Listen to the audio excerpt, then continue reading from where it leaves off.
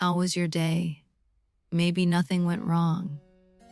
You just kept doing what you were doing and waiting for something. You're not sure what. There's a play about exactly that. Two friends on an empty road, waiting for someone named Godot. It's called Waiting for Godot. Samuel Beckett wrote it in 1953. That's the story we'll sit with tonight. Two old friends, one road, and a long evening of waiting. You don't need to follow every word. If you drift, the road stays right where it is. Maybe today felt like waiting. Not for anything big, just waiting. For the day to end, for something to change, for someone to call. Beckett knew that feeling. He built a whole play out of it. And he made it gentle, almost funny, in a way you might not expect. Every week, one book, no pressure. Just the story and a quiet place to land. That's all this is, a country road. Evening. A single bare tree by the side of the road. That's the whole stage. That's the whole world of the play. Two old men live on that road. They've known each other a long time. Tonight, like every night lately, they've come back to the tree. Estragon is on the ground, struggling with his boot. It's too tight. It's always too tight. He pulls at it like it's the whole problem. Here's where it gets quietly funny. Vladimir watches him. He says very calmly, nothing to be done, and Estragon agrees. About the boot, maybe about everything. They have nicknames for each other. Diddy and Gogo. Vladimir is Didi. Estragon is Gogo. They've called each other that for so long. They've almost forgotten the real names. Vladimir is taller, thinner, more anxious. He fusses with his hat. He worries about whether they're in the right place. He's the one who keeps track. Estragon is shorter, stockier, sleepier. He'd rather sit. He'd rather sleep.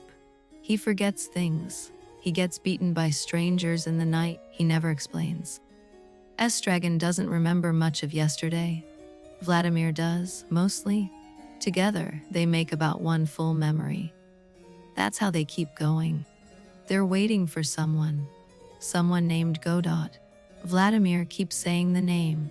Estragon keeps forgetting it. Neither of them has actually met him. We'll stay with this one tonight. There's more in Beckett's world on other nights. If you drift off somewhere in it, the road will still be here tomorrow. Estragon finally gets the boot off. He stares into it like it might explain something. Then he sets it down. He turns the foot in the air. Vladimir takes off his hat, looks inside, shakes it, puts it back on.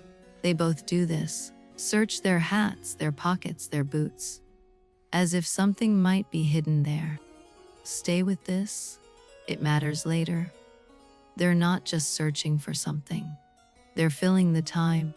Every gesture is a small way to keep waiting. Vladimir finds a carrot in his pocket, then a turnip, then another carrot. He hands one to Estragon. Estragon chews slowly, gazing at nothing. Estragon says, funny, the more you eat, the worse it gets. Vladimir says, with me, it's the opposite. Even their tastes don't match. They love each other anyway, and this is the part most people miss. The play is funny, quietly, gently funny, like two old friends in a pub at closing time, still bickering about the same things. Vladimir says, let's can't. Estragon asks, why not? Vladimir says, we're waiting for Godot. And Estragon says, that little exchange will repeat all evening, slightly different each time. Let's go. Why not? We're waiting. It becomes a song. Notice how nothing changes when they say it. Notice how they don't go. The wanting to leave and the staying. Those two things live in the same breath. They sit. They stand. They walk a few steps. They come back. The tree is the only landmark. The tree is also the meeting place. They check it again. Vladimir wonders out loud. Is this the right tree? Is this the right day? Estragon doesn't really care. He just wants to sleep, or eat, or stop hurting. Vladimir keeps Estragon company while he sleeps. He paces a little. He hums under his breath. He waits for two, because that's what friends do. Then Estragon wakes. He looks startled, then settles. He says he had a dream. Vladimir asks him not to tell it. Some dreams aren't for the road, and the evening goes on like this. Small kindnesses, small annoyances. Two old friends alone on a road, and a name they keep waiting for. We're just getting started. Night isn't quite here yet. The light is still amber at the edges. The two friends settle a little deeper into the waiting, like two stones easing into a riverbed. Estragon's foot still hurts. He rubs it slowly. The boot waits beside him like a small problem he's decided to ignore for a while. Vladimir walks a few steps away, then a few steps back. He's making sure the road still goes where it went last time. It does. He looks relieved. They begin to argue gently about what to do. Estragon suggests hanging themselves from the tree, just to pass the time. Vladimir considers it seriously, then says the branch might not hold both of them. It sounds dark. It plays gentle. They aren't really planning anything. They're just talking.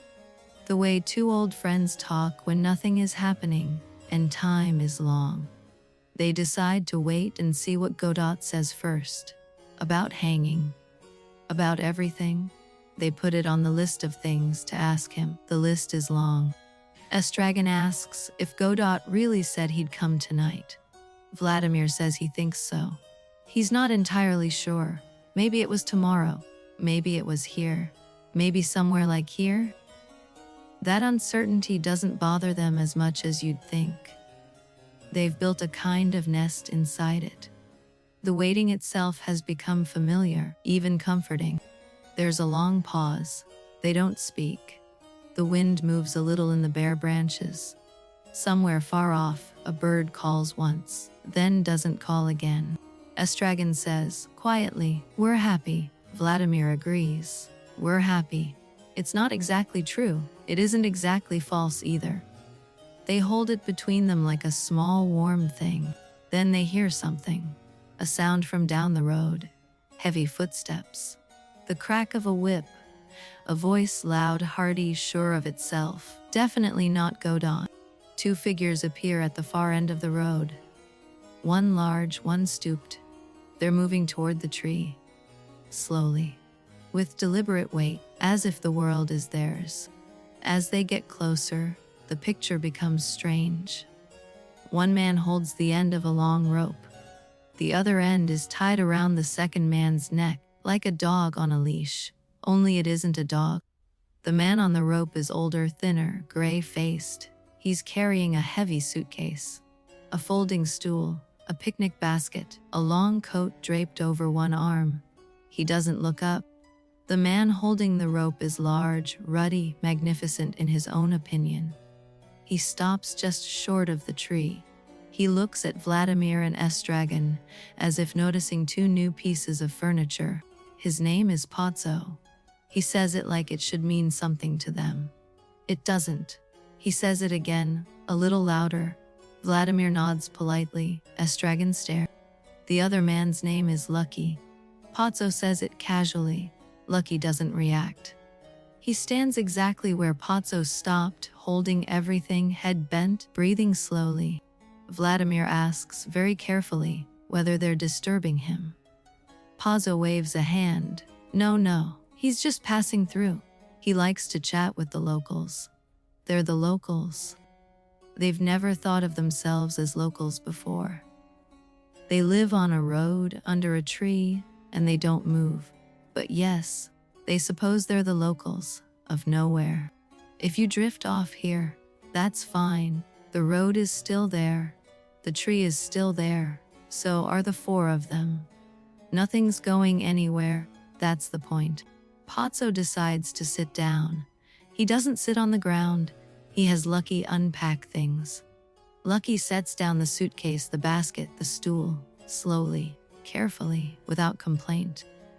Pozzo unfolds the stool, tests it, sits. He looks instantly more comfortable, like a king settling onto a small throne in the middle of nowhere. He pulls out a chicken leg, a bottle of wine.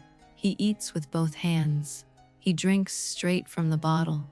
Vladimir and Estragon watch. Lucky watches too. He doesn't get any. Estragon edges closer. He asks very politely if he might have the bones. Pozzo considers it. He shrugs. He tosses them in the dust at Estragon's feet.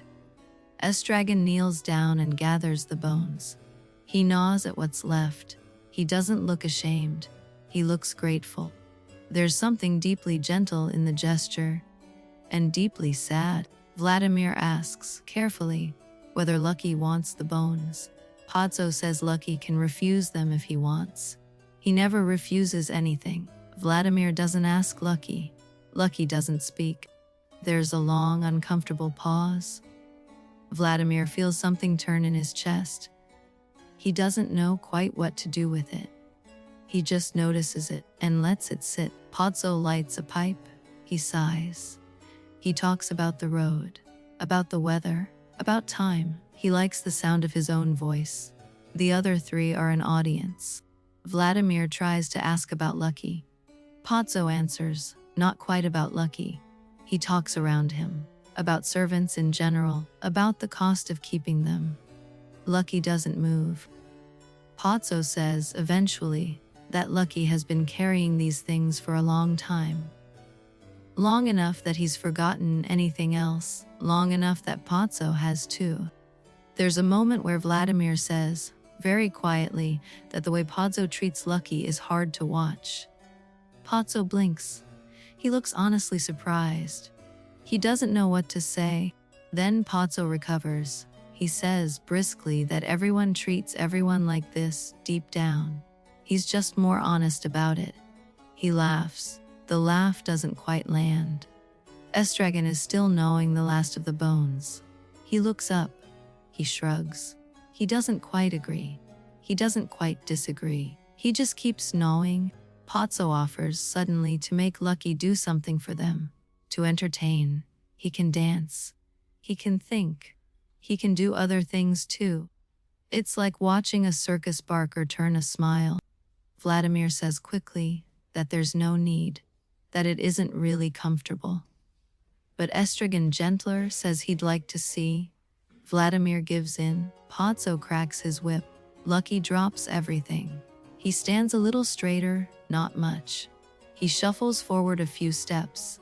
He raises his thin arms. He begins what Pozzo calls a dance. It isn't really a dance. It's a small, trembling shuffle. Estragon looks away. Vladimir says he's seen worse. He has not.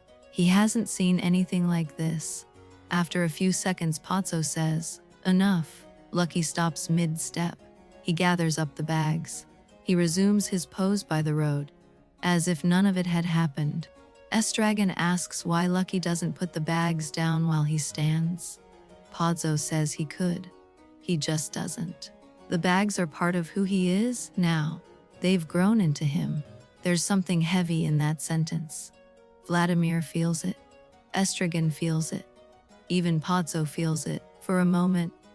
Before he covers it with another pull of wine, Pozzo says, suddenly, that he should be going. He has appointments. He has a destination. He waves vaguely down the road. Where exactly, he doesn't say. But he doesn't quite go. He keeps half standing. He keeps half sitting. He keeps explaining how much he needs to go. It's almost as if leaving is harder than staying. Vladimir realizes, quietly, that Pozzo is also a man who can't quite leave. The road has a kind of hold on him too, maybe on everyone who steps onto it. Estragon yawns. He's tired of being entertained. He'd like the strangers to leave so he can sleep again. He thinks this without saying it. Vladimir reads it anyway. But Pozzo isn't done. He still has one more thing to show them. Something more than a dance. Something stranger. He looks at Lucky. He says, think. Pozzo picks up a battered black bowler hat from Lucky's pile. He turns to Lucky. He places the hat very deliberately onto Lucky's bowed head. Lucky doesn't react. Pozzo explains almost proudly that Lucky cannot think without the hat. The hat is the key. Without it, nothing. With it, well, you'll see. He gives the command. Think. Just that one word. There's a long pause. Lucky does not move. Then, very slowly, his head jerks upward. His mouth opens, and he begins to speak. Words come pouring out of him, fast, tangled, half religious, half academic, about God, about time, about skull, about stone. It's the longest speech in the play. It sounds like a man trying to remember everything he's ever heard, all at once, and not quite managing to make any of it line up. It begins like a sermon, given the existence of a personal God, who from the heights of divine apatheia loves us dearly. With some exceptions, it loops, it tangles, it keeps going. Phrases break apart.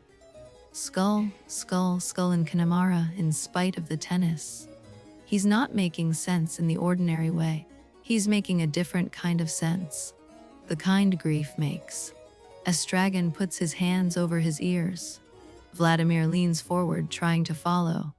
Pozzo, who started this, looks more and more like a man who's opened a door he can't close. The speech keeps going.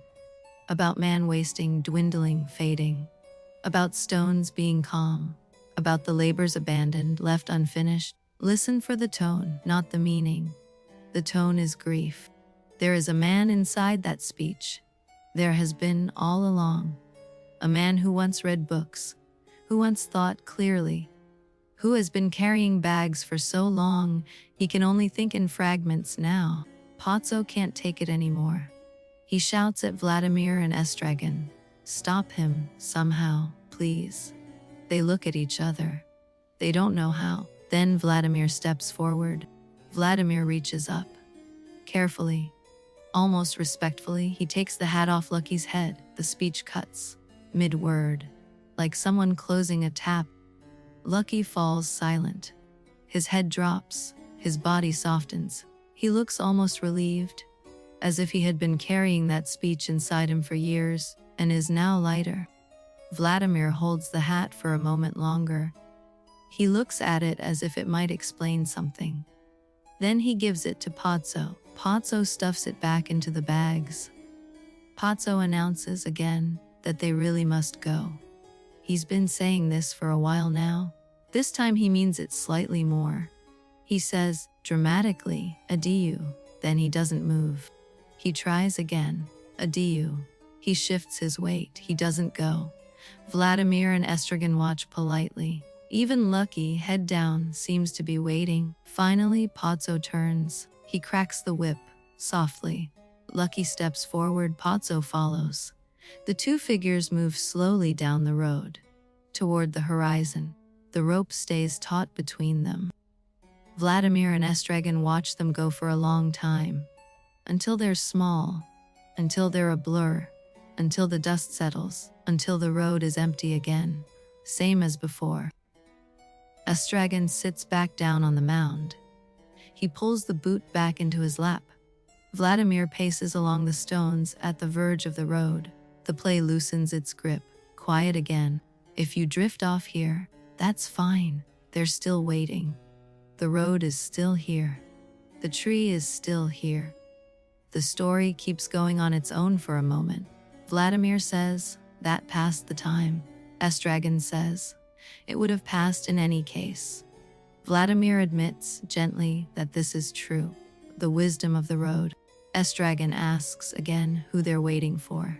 Vladimir says, again, Godot? Estragon nods. He still doesn't quite remember. He just trusts that Vladimir does.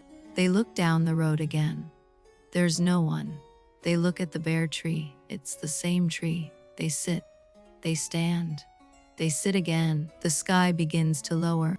Then they hear footsteps. Light ones. Quick ones. Not Pozzo's heavy stride. Something small. Vladimir straightens. Estragon turns his head. A small figure is coming up the road. It's a boy. 10 maybe. Barefoot, plain wool shirt. He doesn't come all the way to the tree. He stops a few paces away. He stands very still. He waits. Vladimir asks very gently if he is bringing a message. The boy nods. Vladimir asks who from. The boy says, Mr. Godot. Vladimir nods slowly, as if confirming the weather. Mr. Godot? Vladimir repeats, mostly to himself. The boy nods again. The name finally has a real human voice attached to it. It feels almost dangerous, almost too real. Vladimir asks what the message is. The boy looks down. He says very quietly that Mr. Godot won't be coming tonight, but surely tomorrow. The boy is sure of the surely. Vladimir nods. He had half expected this. The other half is still surprised. Estragon doesn't react at all. He doesn't even look up. He just lets the news settle into the air. Vladimir asks the boy a few small questions. Are you Mr. Godot's son? Does he beat you? Do you sleep well? The boy answers softly, yes and no in odd places. Vladimir asks the boy to tell Mr. Godot, please, that he saw them, that they were here, that they waited. The boy nods. He looks like a child taking notes inside his head. The boy turns. He walks back the way he came. A small barefoot figure on a thin side, track of trodden grass.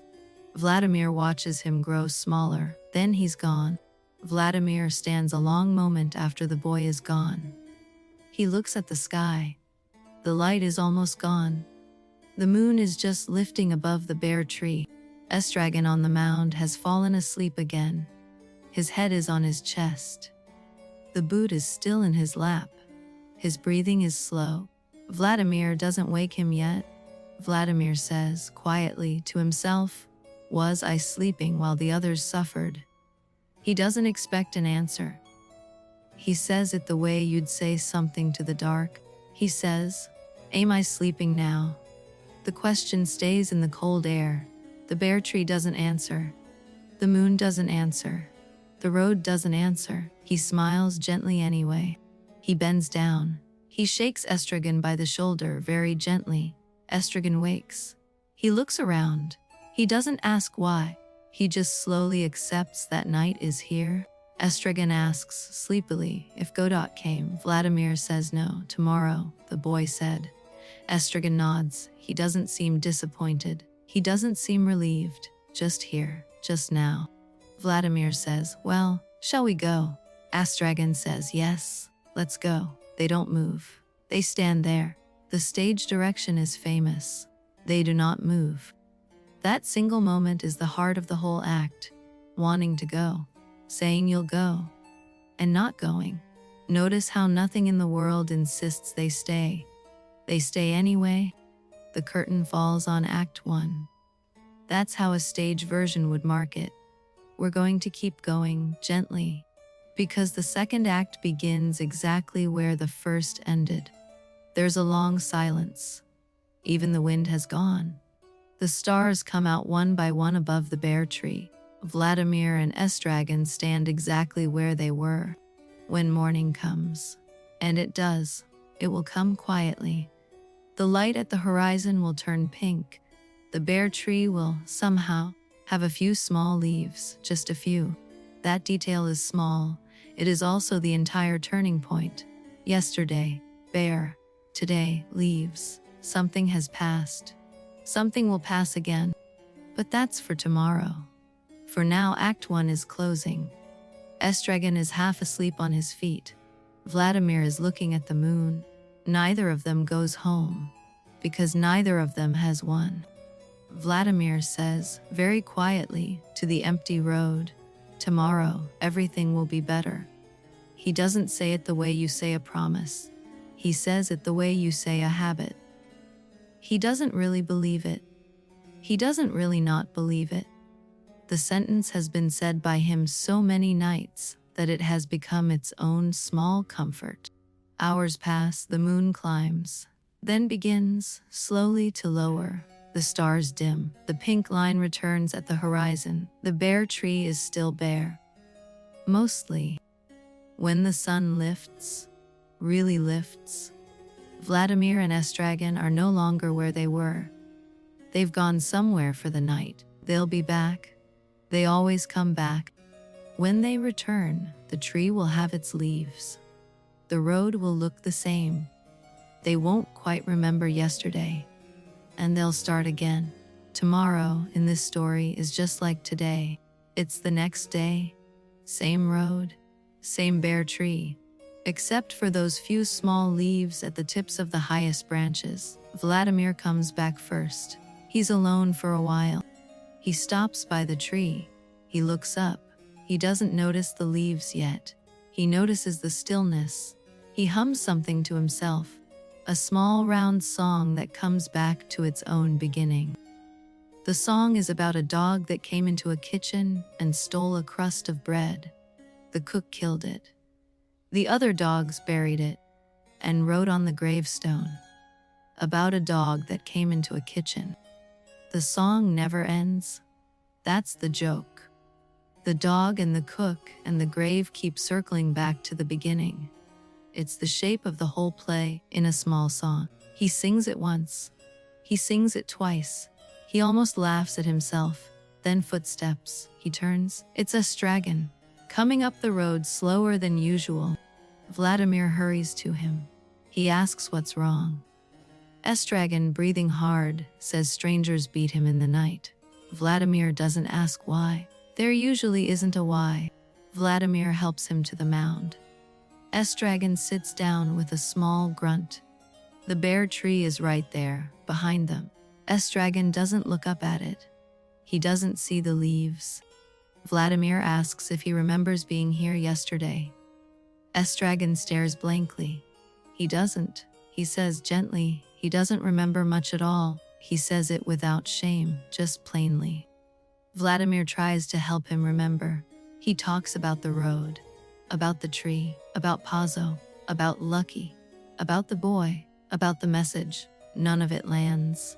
Estragon listens politely and shakes his head. Vladimir says, almost in disbelief, the tree. Look at the tree. Yesterday it was bare. Today there are leaves.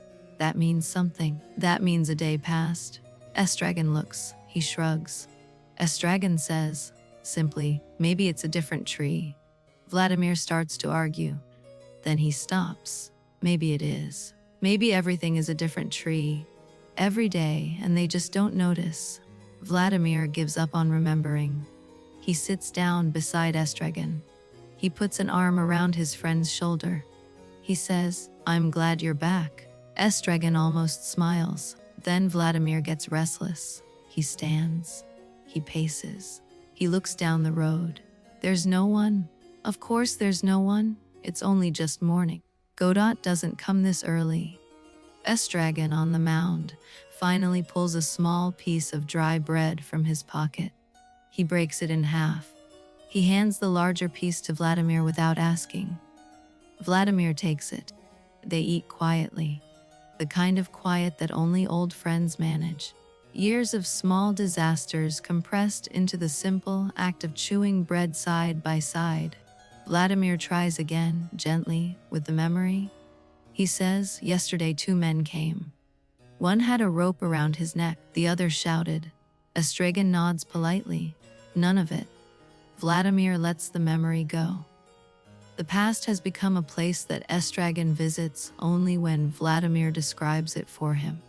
It's like reading a postcard from a country you've never seen. There's a long pause.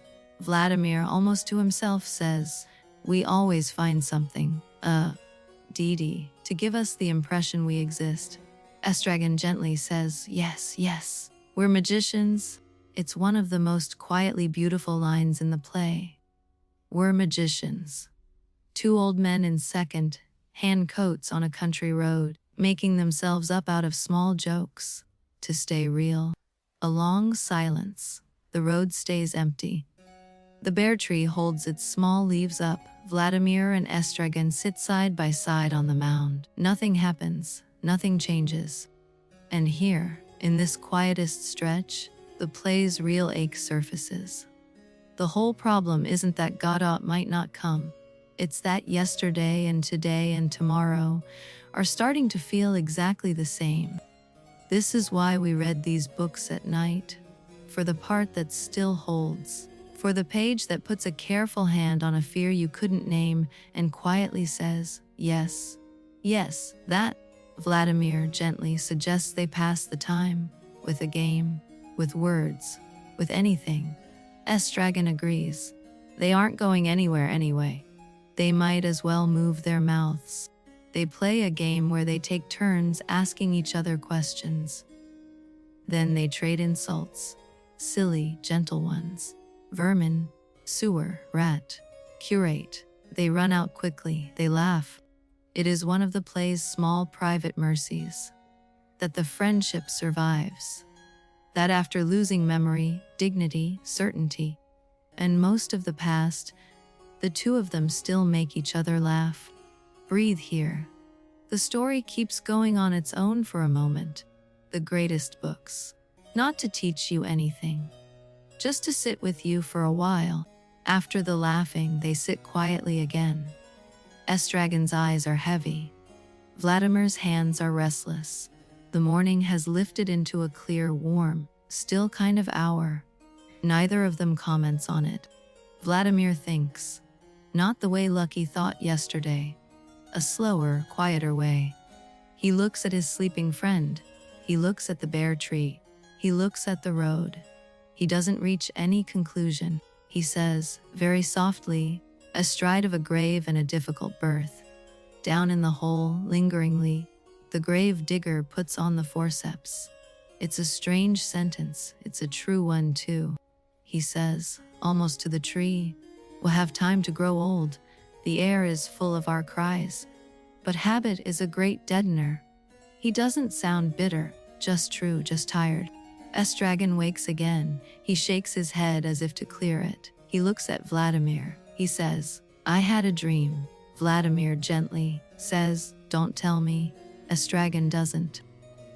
There's something gentle about that small rule between them. That some dreams aren't for daylight. That the road has enough strangeness without unpacking the night. They look down the road, still empty. Vladimir stands up. He paces along the stones. He counts them under his breath, the way another person might count beads. Estragon on the mound watches him pace. He thinks about helping. He doesn't quite have the energy. He thinks about leaving. He doesn't quite have the will. He stays. Vladimir stops pacing. He turns to Estragon. He says with sudden brightness, I have an idea. Estragon drily says, I'm listening. A small old joke between them. It always works. There are 3 hats now. Vladimir's, Estragon's, and the one Lucky left behind in the dust yesterday. Vladimir picks it up. He looks at it. He puts it on. He hands his own to Estragon. What follows is a slow comic dance. 3 hats pass between 2 heads. One on, one off. One held, one swapped.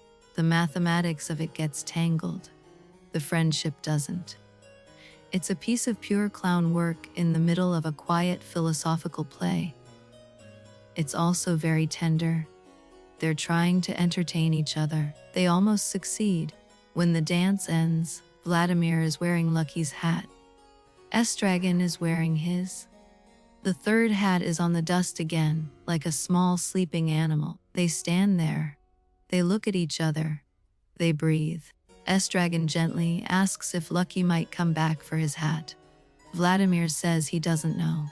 Probably, maybe. Eventually, Vladimir keeps the hat on. It fits more or less. The morning lengthens. It must be noon, or almost. They are tired of waiting, and they are still waiting. They sit. They stand. They wait. Nothing arrives. Nothing arrives. Nothing arrives. Estragon falls asleep again, standing this time. He sways slightly against Vladimir's arm. Vladimir steadies him. He doesn't wake him. He just becomes the wall his friend leans on. This is one of the play's quietest images. A man holding up his sleeping friend in the middle of an empty road. while waiting for someone who hasn't come yet, and probably won't. Then there is a sound, far down the road, heavy footsteps, mismatched, one steady, one stumbling. Vladimir straightens, he listens carefully. The sound is getting closer. Two shapes appear. They're coming the way Pozzo and Lucky went yesterday, but something is different. One is leading, the other is being led, but the wrong way around. And the man behind isn't seeing. It's Pozzo and Lucky again. The same rope between them, but everything has shifted. Pozzo is blind. Lucky is silent. The roles haven't swapped, but they have softened toward each other. Pozzo doesn't know where he is. He calls out into the air, voice rough. He stumbles. Lucky stops, lets him steady himself, then walks on. Lucky is now the one who knows the road. Vladimir watches them with something close to disbelief. So much can change in a day, or in what feels like a day, or in whatever time it is that passes here, between this tree and that tree. They come closer. Lucky stops a few paces from the bare tree, exactly where they stopped yesterday. He bends his head. Pozzo bumps gently into him, then halts. Both stand still. Pozzo calls out, "Is there anyone there?" His voice cracks. Vladimir takes a careful step forward. He says, gently, "Yes." Pozzo turns toward the sound. His face softens with relief. Pozzo asks, please, if they can help him. He's lost. He doesn't quite know which way is forward anymore. Vladimir says yes, of course. He doesn't ask any of the questions you'd ask first. Lucky, head bowed, drops the bags from his hands, slowly, one at a time. The suitcase, the stool, the basket, the coat. Each lands with a soft puff of dust on the road. Then Lucky himself drops. His knees buckle. He goes down softly. Pozzo, still holding the rope, follows. Both of them sit in the dust, the rope slack between them. Neither tries to rise. The whole grand arrangement that walked up the road yesterday, master, servant, whip, rope, suitcase, is gone. What remains is two old men in the dust, breathing slowly, like everyone else. Vladimir kneels in the dust beside them. Estragon, after a moment, comes too. They put their hands gently on the two fallen men. The bare tree, above, holds its small leaves up to the sun. Vladimir tries to help Pozzo up. Pozzo is heavy. Pozzo has forgotten how legs work. Vladimir, who is not strong, takes a step back and Pozzo pulls him gently down too. So now there are three men in the dust. Vladimir, Pozzo, Lucky. Three pairs of legs unwilling to stand. Estragon on the mound watches. Then he laughs, quietly, fondly. Vladimir, on the ground, calls Estragon for help. Estragon, considering, stands. Walks over. Reaches a hand, misses. Bends further. Loses his footing, goes down too. Now there are four men in the dust. Four old men in two long coats and one waistcoat, and a great deal of weather. The road is briefly the most populated it's ever been. By people lying down. They lie there a long moment. The wind moves the small leaves on the tree, very softly. Estragon, on the ground, says, "We could sleep here." Vladimir, on the ground, says, "We can't." Estragon agrees they can't, even though they could. The two of them lie there a little longer, just to enjoy the ground. Then, very slowly, Vladimir helps Estragon up. Estragon helps Vladimir. Once upright, they turn to Pozzo. They get him to his feet too. Pozzo wobbles. He grips Vladimir's shoulder. He doesn't let go for a long time. Lucky, on the ground, eventually stirs. He pushes himself up onto his hands, then onto his knees, then slowly to his feet. He gathers up his bags. He stands again where he stood before. Pozzo, leaning on Vladimir, asks where Lucky is. Vladimir says, gently, right behind him. Pozzo nods. He says, almost shyly, that he can't see anything anymore. He went blind overnight. He doesn't know why. Vladimir asks him when exactly this happened. Pozzo says he doesn't know. He says, very slowly, that he doesn't really keep track of time anymore. Vladimir nods. He hadn't thought of that as a choice. Vladimir asks if Lucky was always silent. Pozzo says no. He used to speak. He used to sing. He used to think aloud. Yesterday, he says, or another day, he's not sure. Vladimir says, gently, that yesterday Lucky spoke for a long time. Long and tangled and beautiful. Pozzo doesn't seem to remember, or he remembers but doesn't want to. He doesn't argue. Vladimir wants to ask one more question. He wants to ask Pozzo if he remembers yesterday's evening at all. Whether they were here together, whether anything happened. He doesn't ask. He sees the answer. Pozzo announces, as he always announces, that he should be going. Vladimir doesn't argue. Estragon doesn't argue. Lucky doesn't argue. Pozzo, blind, doesn't quite know how to go. So he stays a moment longer. Vladimir asks him, almost shyly, whether all this, yesterday, today, the road, Lucky's hat, meant anything. Pozzo turns his blind face toward Vladimir. He doesn't answer right away. Pozzo, when he speaks, doesn't speak about Lucky. He doesn't speak about yesterday. He speaks about all of it. He says, one day we were born, one day we shall die. He pauses. He says, the same day, the same second. Vladimir starts to interrupt. Pozzo lifts a hand to slow him. He's not finished. He's saying something he didn't know he was going to say. He says, they give birth astride of a grave. The light gleams an instant. Then it's night once more. Vladimir doesn't move. Estragon doesn't move. The bare tree holds its small leaves. That sentence has been carried around inside this play for more than 70 years.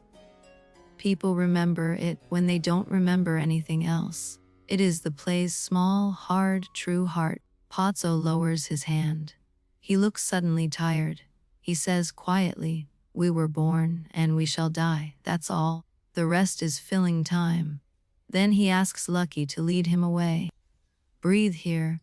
The story keeps going on its own for a moment. The greatest books. Not to teach you anything. Just to sit with you for a while. Lucky takes the rope. He turns slowly. He starts walking. Pozzo, blind, follows. The two of them move down the road away from the tree, slower than yesterday. Neither speaks, neither looks back. Vladimir and Estragon watch them go, for a long time, until they're small, until they're a blur, until they're gone. The road is empty again, same as before, same as yesterday. Estragon gently says, off they go again. Vladimir nods. He doesn't say what he's thinking. He's thinking that they might both look exactly like that, from far away. Two old men on a long road. They sit down on the mound. The light has begun to slope. Afternoon is already turning toward evening. They didn't notice it turning. They almost never do. Estragon gently asks if anything happened today. Vladimir thinks for a long time. He says finally, I think so. Yes, I think we helped them. Estragon nods. That's enough. A long silence again. The wind moves the small leaves. Far off, a bird calls once. Doesn't call again. Estragon very softly asks if they should still be waiting. Vladimir says yes. They wait. The afternoon stretches long. The light grows softer. The sky begins, somewhere, to turn pink at the edges. Neither of them speaks for a while. Words feel like more effort than the moment wants. Then footsteps again, light, quick. Vladimir lifts his head. He knows the rhythm. It's the boy. The boy is coming back, down the same thin side track he used yesterday. The boy stops a few paces from the tree. Vladimir studies his face. He almost asks if this is the same boy as yesterday. He sees the answer already. The face is the same. The face says no. Vladimir asks if Mr. Godot is coming. The boy says, very softly, not tonight. He pauses. He says, with that same sure little voice, but surely tomorrow. Vladimir nods. He'd guessed. Vladimir asks if Mr. Godot has a long white beard. The boy says yes. Then says he isn't sure. The boy says again that he hardly ever sees Mr. Godot, he only delivers the message. Vladimir says gently, "Tell him, please. Tell him you saw us. Tell him we were here." The boy nods. Vladimir adds, almost too soft to hear, "Tell him you saw us." The boy turns. He walks back down the thin side track. Smaller, smaller, smaller. Then he is gone over the low gray hills. The road is empty again, same as before, same as yesterday, same as always. Vladimir comes back to the mound. He sits down beside Estragon. He doesn't repeat the message. Estragon already knows it. They have heard this same message many times before. The sky goes on changing colors. Pink at the edges, then orange, then a deep slow blue. The pale moon lifts itself over the bare tree, just like last night, as if it always does. Estragon asks sleepily what they should do now. Vladimir says with a soft small smile, "Wait." Estragon says he forgot. Vladimir kindly says, "I know." Estragon almost laughs. There is a long silence. Comfortable now. The kind that two friends only manage after a very long time. Even the wind has settled. Even the small leaves on the tree have stopped moving. Estragon eventually mentions hanging again from the tree, just to pass the time, just like yesterday. Vladimir gently says they don't have a rope. Estragon says, "Tomorrow we'll bring one." Vladimir nods. They don't really mean it. They've never really meant it. It's the kind of thing two old men say to each other when there is nothing to do and a long night still ahead. A small black joke. A friendship. Estragon, after a long pause, says, "I can't go on like this." Vladimir gently says, "That's what you think." It is again, very funny in a quiet way. Then he says, "We could go anywhere." Then Vladimir adds, "We could. But we won't." Estragon gently agrees. They won't. They never have. Tomorrow they'll be here again. Probably with their boots and their bread and their bowler hats. Vladimir, almost as a ritual, says, "Well, shall we go?" Estragon, almost as a ritual, says, "Yes, let's go." Then the famous stage direction. Again they do not move. That single beat, the one at the very end of Act 2, is the most quoted moment in the whole play. Wanting to go. Saying you'll go. Not going. Most lives have a version of it somewhere inside. The play here ends, on a road under a tree, with two friends standing still, under a pale moon, in a dark patient world, waiting for someone who will come tomorrow. Surely tomorrow. That's the story, the whole story. Two old men, a road, a tree, a boy, a blind master, a silent servant, a name, and every evening, the same hopeful, patient, gentle refusal to give up. It can feel at first like nothing has happened. Beckett knew that. He once called it a play in which nothing happens. Twice. He was teasing. He also wasn't. What happens, twice, is that two friends choose to stay. That's it. They could leave, they don't. They stay through evening into night. They stay through morning back into evening. They keep each other company. In a different kind of story, that wouldn't be enough. Here it has to be enough. Here it is enough. Here it might be the bravest thing the two of them ever do. For a long time after the play closes, the road stays. The tree stays. The pale round moon climbs and lowers. The world doesn't end. The play doesn't either. It just sits there, like a held breath. Some people put the play down here and want to know what it meant. Beckett, asked that question many times, almost always refused to answer. He said, gently, that he didn't write the play to mean. He wrote it because it had to be there. He let the play be what it was. He let the audience be what they were. He trusted that the road and the tree and the two old men were enough. Mostly they have been. Audiences walked out at first.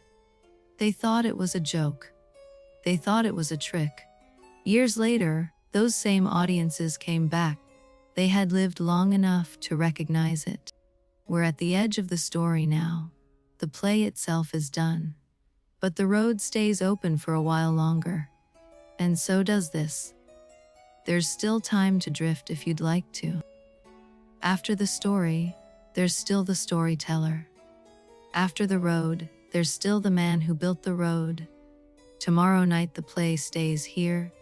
Tonight, we walk back a little gently toward him. If you drift off here, that's perfect. This is where the story rests. The road is still there. We're just going to sit quietly with the man who built it. Samuel Beckett was born in 1906, just outside Dublin, a quiet Protestant family, a long, thin body, bright, pale eyes. A mind that was already taking things apart by the time he could walk. He grew up tall and silent. He was good at sports. He was better at thinking. He read everything. He studied languages. He went, eventually, to Paris. Paris took him in. In Paris, in his 20s, he met James Joyce, already famous, already going blind. Joyce dictated parts of his great book to whoever would listen. Beckett listened. Beckett took notes. Joyce wrote in great long rivers of language. Many words, many languages, all running together. Beckett admired it. He couldn't follow him in that direction. He had to find his own way. For a while, Beckett tried to write like everyone else. Long sentences, many references, difficult words. None of it sounded like him. He kept trying, he kept being unsatisfied. He drifted between Dublin and Paris in the 1930s. He published a few small books. They didn't sell. Critics found him difficult. He shrugged. He kept going. He had nowhere else to be going. Then the war came. In 1940, Germany invaded France. Beckett was in Paris. He could have left. He didn't. He stayed, and he joined the French resistance. Quietly, carefully, through friends. His job was to translate intelligence, messages from agents in the field, into clean French and English. He typed them late at night. Then they were carried to London, by other people, in other ways. In 1942, the network was betrayed. Many of his friends were arrested.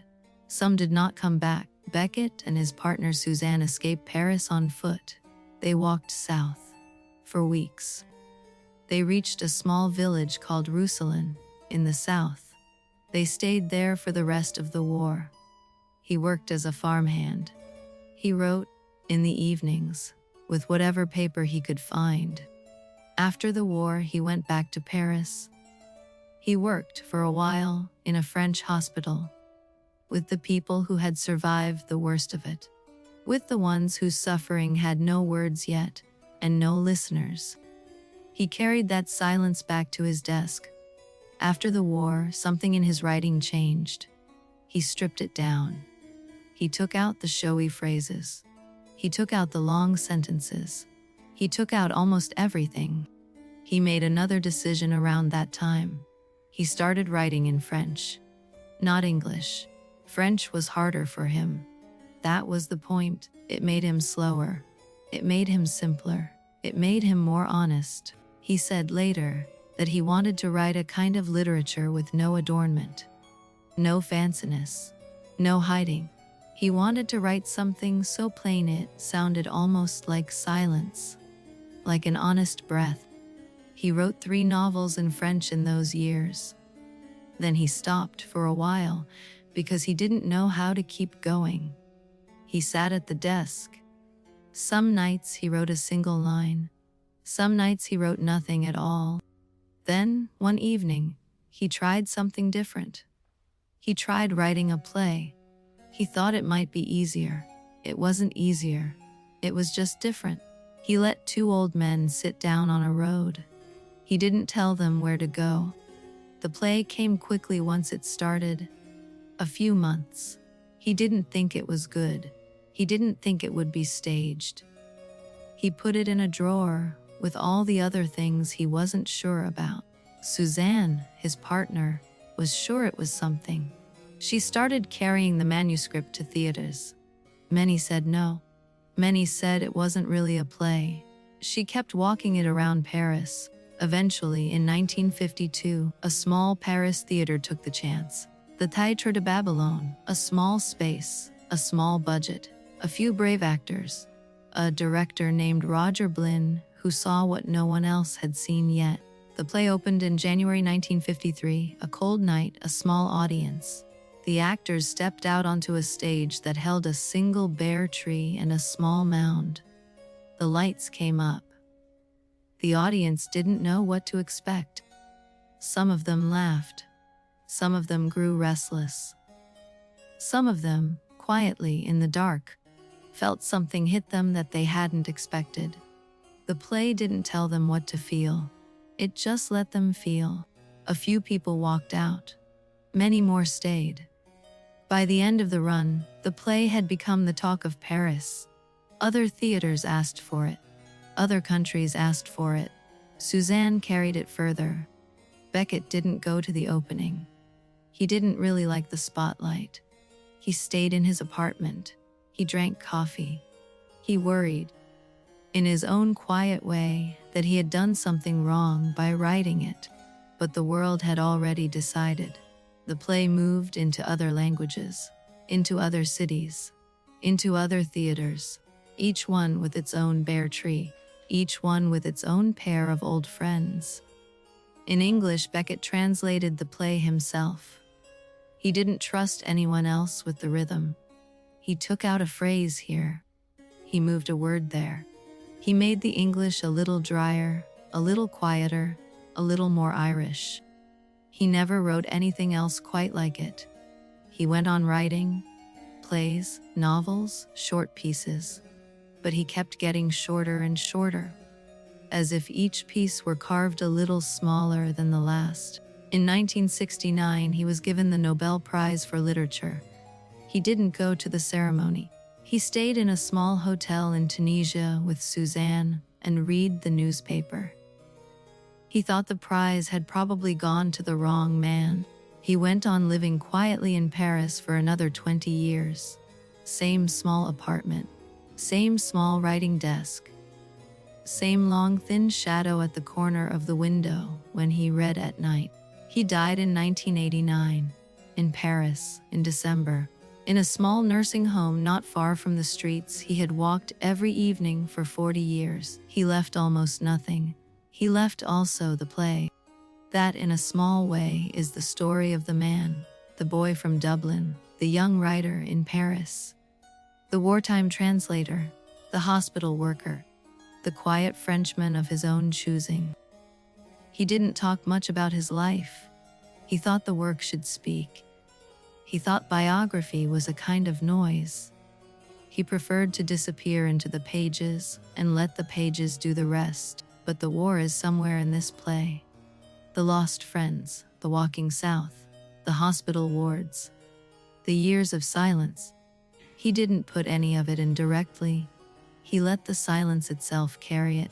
2 old men, a road, a tree, a name, waiting for someone who might come.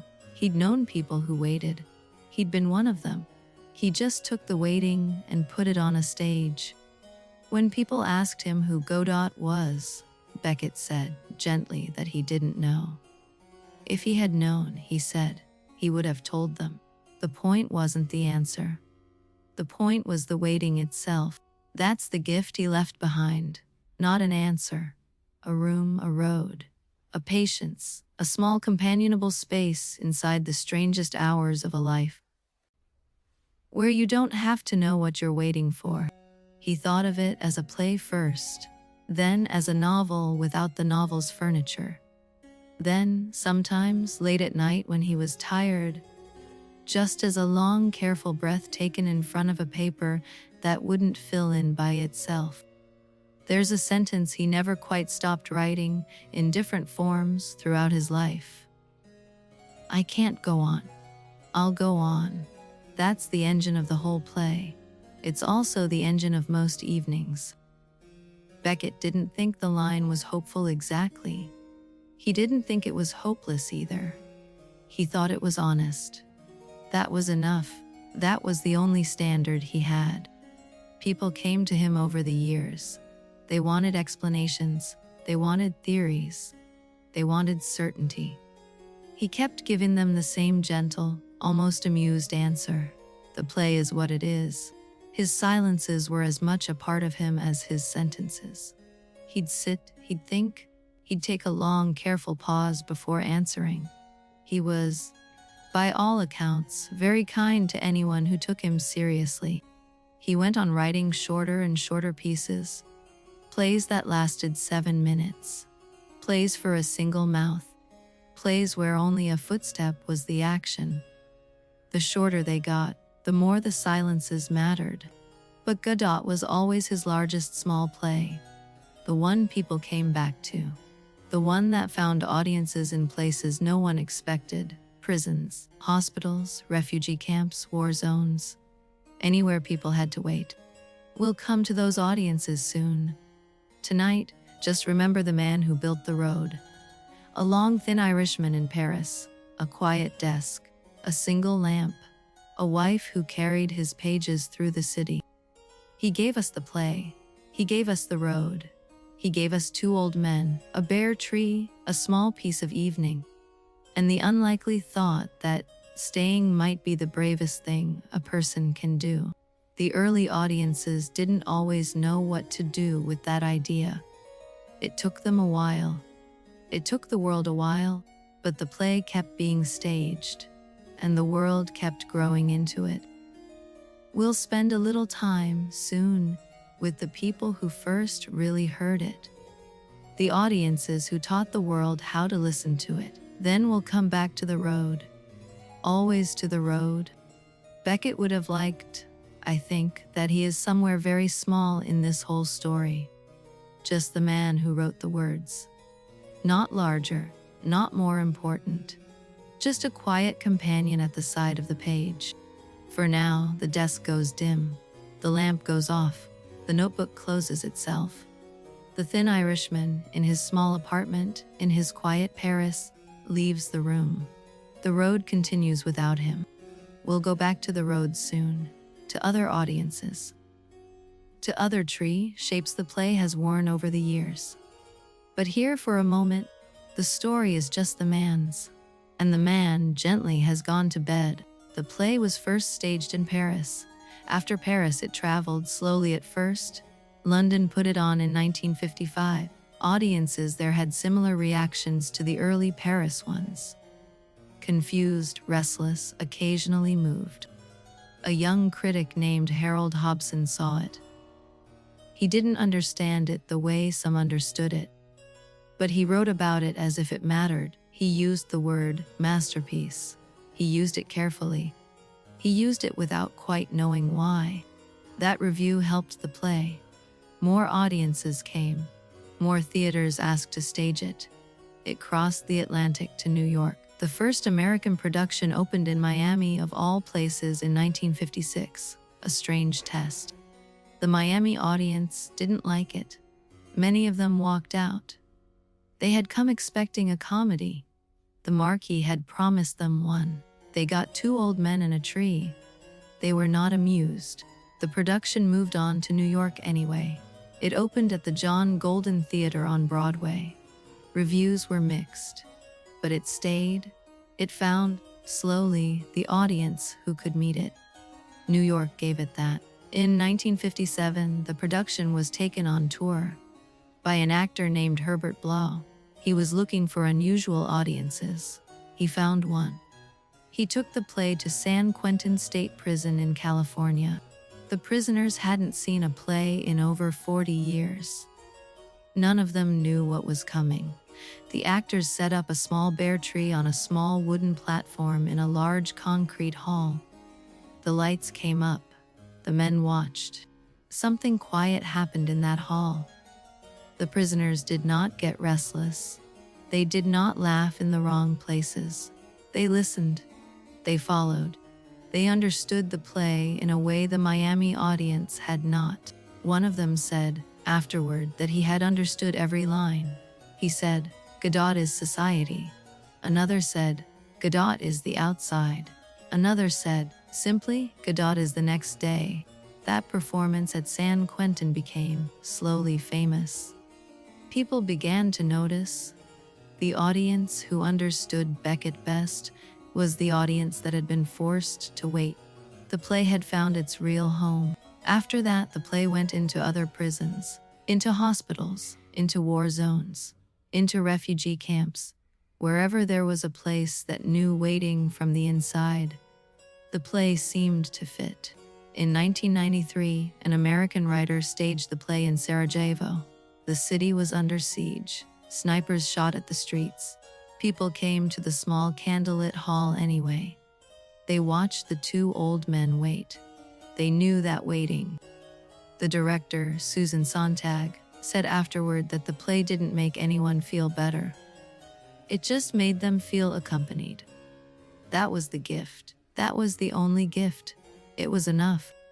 The play has been done in dozens of countries by now, in dozens of languages, with men playing the friends, with women playing them, with young actors, with very old ones. The road stays open in each. Critics, somewhere along the way, gave the play a category. They called it theater of the absurd. The phrase meant a kind of theater that doesn't promise meaning. A theater that meets the audience where they are. Other writers came in along that road. Ionesco, Pinter, Albee, each one a little different. Each one a little quieter than the popular theater around them. Each one writing about waiting in their own way. Beckett didn't really like the label, theater of the absurd. He thought labels were a way of stopping the conversation. He preferred to let each play stand on its own. He let the critics name him anyway. The play, meanwhile, kept going. Decades passed. Beckett died. New directors took it up. They argued about how to stage it, whether the tree should be painted or real, whether the actors should be funny or sad. Beckett wasn't there to decide. His estate did what it could. They asked productions to honor the original directions. A country road, a tree evening, two old men, no clever updates, no skyscrapers in the background, just the road. People sometimes ask why the play has lasted.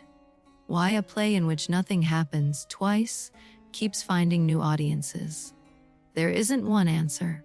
There's a small handful of them. One answer is that the play matches the shape of most ordinary lives. Not the dramatic ones, the ordinary ones. The Tuesdays. The hours where nothing should be happening, but somehow time is still passing. Another answer is that the friendship at the center of it is real. Vladimir and Estragon love each other. They annoy each other. They forget each other. They stay anyway. That's most long friendships. Another answer is that the play is, quietly, very funny. Most readers underestimate that. Productions that miss the comedy miss the play. Beckett wrote it as a kind of vaudeville with the lights turned low. Another answer is that the play makes room for sadness without trying to solve it. That's rare. Most stories want to fix what hurts. Beckett's Road just lets the hurt sit there, next to its hat. Another answer is that the play is forgiving. It does not ask anything of the audience but presence. You don't need to know what Godot means. You don't need to have read the introduction. You just need to be there. That is also why it works as bedtime company. It doesn't ask for your full attention. It accepts whatever attention you can spare. If you drift, the road stays open. If you does, the tree keeps standing. It waits with you. Students read it in classrooms. Old actors return to it every decade or so. Strangers quote one line of it at exactly the right moment in someone's life. The play has, in the quietest possible way, joined the world. Sarah, if you've read it before, maybe in college, you might remember thinking it was strange. Now, after a long day of your own waiting, it might land softer. That's how this play works. It waits for you to be ready. One critic, decades after the play, said that Godot would still be performed when most of the plays of its time were forgotten. That seems to be coming true. The world keeps coming back to that road. There is one more thing the play does quietly for the audiences who keep returning. It teaches the small art of staying, of remaining beside someone who is suffering, of remaining beside a hope you cannot prove will arrive. That is, in the end, what the play is. A small, carefully built room for the practice of staying. With one other person if you have one, beside one quiet thought if you don't. When the play ends, the lights come up. The audience walks out. The road remains behind them. The bare tree remains. The two old men, in the actors' imaginations, lie down to sleep somewhere just off stage. We are nearly at the end of our evening with this play. We've walked through both acts. We've sat with the man who wrote it. We've sat with the audiences who first really heard it. We are coming back slowly to the road. We're coming back, more accurately, to Sarah. To the day you began with. The one that felt like waiting. The one that felt like sitting on a mound somewhere, with a stubborn boot in your lap. Beckett would, I think, like that you came to his road tonight. He didn't write the play to fix anyone. He wrote it to keep them company. He's somewhere in this room with you, very quietly, doing exactly that. There is, in the play, a small final gentleness Beckett gives the audience. The play doesn't end at a moment of horror. It doesn't end at a moment of triumph. It ends at a moment of two old friends standing still. They are not happy in that final moment. They are not sad either. They are present. They are alive. They are with each other. That, for Beckett, is the small unwasted miracle. That ending is unusual. Most stories end with an answer. Godot ends with two people still capable of staying, still capable of going on without knowing why. That can sound bleak. It can also sound like the highest form of grace. Beckett's letters in his old age sometimes touched on this. He didn't think of the play as bleak. He thought of it as honest. He thought honesty, in the end, was kinder than most of what passes for hope. We're nearly at the end of our evening, Sarah. The play has done its small, careful work. Beckett has gone gently into the dark. The road remains. We'll spend the last little while there, together, quietly. The road is still there. The bare tree is still there. The small new leaves still hold their place at the tips of the highest branches. Nothing has changed, almost nothing. Vladimir and Estragon are somewhere just past the edge of the play. Asleep, probably side by side, probably with one of them snoring softly, probably in second-hand coats. Tomorrow, in the play, the boy will come again. Tomorrow in the play, the message will be the same. Tomorrow in the play, the tree will have its leaves, and the friends will return. That repetition could be a sentence. It could be a punishment. Beckett didn't see it that way. He saw it as the simple shape of being alive. Most days you come back. Most days you keep going. That continuity in the play is held by the friendship. Vladimir and Estragon stay together. They forget each other and find each other again. Each evening they meet at the tree. Each evening they say hello. That, more than anything else, is what the play wanted to give you. Not an answer about Godot. Not a theory about waiting. A small companionable example of staying beside another life. That, on a good night, is enough. You may be falling towards sleep. That's fine. The road stays. The tree stays. The friends in the play have already settled down somewhere kind. The world Beckett built holds its shape without you. That's the small gift of a really good book. You don't have to remember the lines. You don't have to remember the names. The play has done what it came to do. Tomorrow, if you'd like, you can come back to the road. The tree will be here. Vladimir will be here. Estragon will be here. They always are. For now, breathe slowly. The bare tree breathes with you. The road waits. The pale round moon holds its place over everything. There is a kind of bravery in being where you are. Beckett knew that. The play believes it. The road, in its silent way, has shown it. Most evenings, no one comes.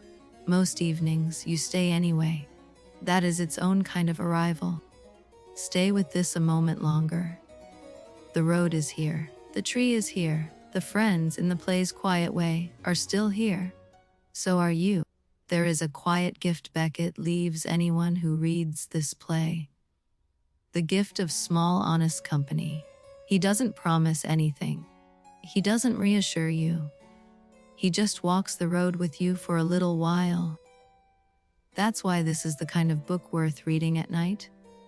Not because it solves anything, because it sits with you the way an old friend would until you're ready to close your eyes.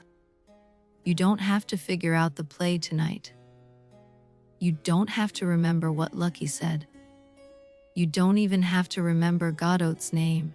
The play has held its own meaning quietly. All you have to do now is rest.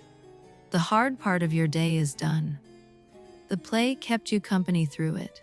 The road stays for next time. Breathe out slowly. The bare tree breathes with you.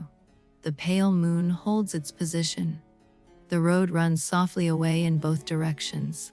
You don't need to do anything else tonight. The play is finished. Your evening with it is almost finished too. The lights in your room are already low. Stay a moment longer. Let the road settle in you. Let the tree settle in you. Let the friends settle in you. They will be there next time. If tonight helped, even a little, subscribe. Next week, another book. Back to the road. The bare tree is still there. The pale moon is still there. The hush is still there. So are you. Quiet honor. Two old friends are asleep just past the edge of the play. They are warm enough. They are together. That tonight is the small whole story. The road, the tree, the friends, the boy, the message, the moon. Everything in its place. Nothing missing. Nothing waiting on you. You can let it all go now. The book will still be here tomorrow. So will we. Sleep well. Next time, something older. Closer to the beginning. Good night, Vladimir. Good night, Estragon. Good night, the bare tree. Good night, the moonlit road. Good night, Pozzo. Good night, Lucky. Good night, small boy. Good night, quiet hope. The road holds, the tree holds. The pale moon holds, the hush holds. Everything is in place. Breathe slowly. The tree breathes with you. You don't need to stay awake any longer. The play has finished. The man who wrote it has rested. The road will keep itself. Sleep now. The road remembers itself. The tree remembers itself. We will see you again. Good night.